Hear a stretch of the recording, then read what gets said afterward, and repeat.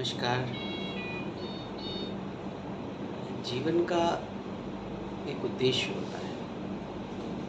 हर इंसान अपने हिसाब से अपने अनुभव के आधार पे इस जीवन का उद्देश्य निर्धारित करता है और वो ये समझना चाहता है अपने जीवन को बेहतर करने के लिए कि असल क्या है और नकल क्या है,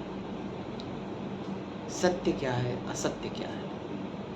सत्य और असत्य को अगर समझना है तो ऐसे समझ लीजिए हर आदमी ये सोच के अपने जीवन को आगे बढ़ाता है कि मैं ये काम करूँगा तो मेरा फ़ायदा होगा कि मेरा नुकसान होगा। नफ़ा और नुकसान किस में है, मुनाफ़ा किस में है, लाभ किस में है। तो वो ये सोचता है कि अच्छा मैं ये करूँ, अच्छा इसमें मेरा फ़ायदा होगा, ये सत्य है, ये मेरे लिए ज़रूरी है, ऐसे समझ लीजिए। और हम सबके ही जीवन का ये उद्देश्य होता है कि हम इस बात को समझें कि हमारा नफ़ा और नुकसान किस में है।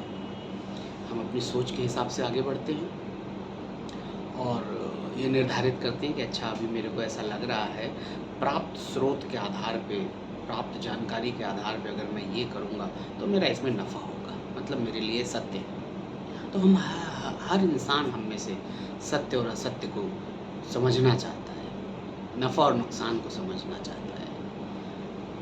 हम में से हर इंसान नॉन रियल को रियल से अलग करना चाहता है, रियलिटी और नॉन रियलिटी को डिफरेंशिएट करना चाहता है और खुश रहने के लिए ऐसा वो करता है। जैसे कि हम ये सोच के जाते हैं कि आज मैं मूवी देखने जा रहा हूँ और मूवी बड़ी अच्छी होगी, ये उसका सत्य है। लेकिन जब वो जाता है, देखता है, तो अपने बनाए हुए पैरामीटर के आधार पे, अपनी भावनाओं के आधार पे उसको अगर वो मूवी अच्छी नहीं लगती तो उसके लिए असत्य हो जाती है और हम कहते हैं अरे बकवास है, वाहियात है, कोई ज़रूरत नहीं है। तो हम में से हर इंसान हमेशा नफ़ा नुकसान की बात करता है, सत्य और असत्य की बात करता है, असत्य को ढूँढना चाहता है, सत्य को समझना चाहता है, रियलिटी को पता करना चाहता है और अनरियलिटी, नॉन रियलिटी, अनरियल, उसको हटाना चाहता है अपनी समझ के आधार पर। पता नहीं लोगों को इसमें सफलता मिलती है कि नहीं मिलती है, पर ये हमारा उद्देश्य होता है और हम लोग परेशान होते हैं। ये भी तो हमारा एक अभिन्न अंग है जीवन का, परेशान होना। बावजूद हमारे सारे प्रयासों के हम परेशान होते हैं, हमें दुःख होता है, तकलीफ़ें होती हैं। लोगों ने बोला है, कैसे पता किया जाए सत्य को असत्य से, कैसे अलग किया जाए, कैसे समझा जाए क्या वास्तविक है, क्या आभासी है, क्या छद्म है, क्या सत्य है, क्या रियल है, किसका वजूद है, किसका वजूद नहीं है। लेकिन देखिए दुनिया बड़ी लुभावनी है, माया से भरी हुई है। हम रेगिस्तान में जाते हैं, हमें प्यास लगती है, घनी दोपहरी है, तो रेगिस्तान में हमें पानी दिखने लगता है और हम उसको सत्य मान लेते हैं। छद्म सत्य, आभासी सत्य। हम सोचते हैं कि अच्छा 2 कदम पे पानी है या 10 कदम पे पानी है, हम चलते हैं, हम वहाँ जगह पहुँच जाते हैं, उस जगह पर हमें पानी नहीं मिलता। सत्य और असत्य में भेद ना कर पाने की स्थिति में हमको भ्रम हो जाता है।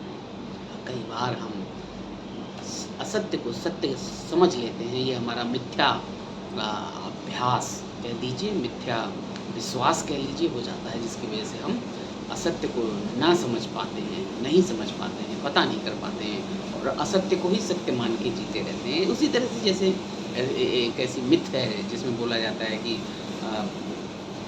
कोयल अपना घोंसला शायद कभी नहीं बनाती और वो अपने अंडे कौवे के घोंसले में देती है और देखिए कौवा नहीं पहचान पाता और उस अंडे को अपने अंडे अपने बच्चे की तरह ही सेता है और उसमें से कोयल निकलती है। तो हम में से अधिकतर लोग इसी असत्य को सत्य मान के अपना जीवन पूरा कर जाते हैं और खुश रहते हैं। ऐसा भी हो जाए तो ठीक है, कोई मसला नहीं है, क्योंकि कौवा का तो कभी हमें नहीं पता, हो सकता होता होगा परेशान वो भी, हमने तो नहीं देखा उसे, खासकर अंडे सेने के संदर्भ में। हम कैसे समझें कि हम जो अंडा सेर रहे हैं वो हमारा है कि नहीं है, वो सत्य है कि नहीं है, हमारा नफ़ा नुकसान है कि नहीं है, और हम दुखी क्यों होते हैं, हमें परेशानी क्यों होती है।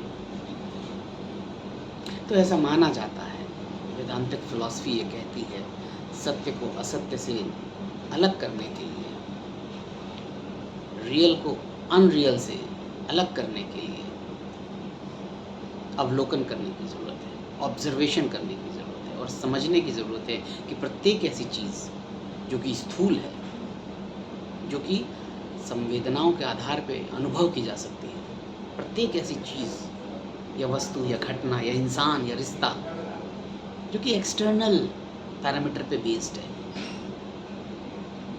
जो कि आपके अंतर्मन से अलग है, आपके अंतर्मन का हिस्सा नहीं है, जो कि एक्सटर्नली ज़्यादा एक्टिव है। और प्रत्येक ऐसी चीज़, इंसान, रिश्ता जो कि अंदर से एक्टिव नहीं है,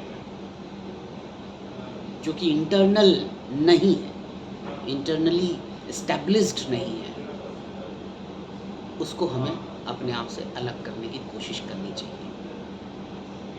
फिर से याद रखिए, प्रत्येक ऐसी चीज़ जो कि स्थूल है, संवेदनाओं, इंद्रियों के आधार पर अनुभव की जा सकती है, प्रत्येक ऐसी चीज़, रिश्ता, इंसान, परिस्थिति, कंडीशन, अचीवमेंट्स जो कि व्यापक नहीं है, जिसका होराइजन बहुत लिमिटेड है, जो कि सार्वभौमिक नहीं है, उसको हमें अपने जीवन से अलग करना चाहिए। प्रत्येक ऐसी चीज़ जो कि इंटरनली कॉन्शियस नहीं है, इंटरनली एक्टिव नहीं है, जो कि इंटरनली एस्टैब्लिश्ड नहीं है, आंतरिक रूप से सुदृढ़ नहीं है, उसको हमें अपने जीवन से अलग करना चाहिए।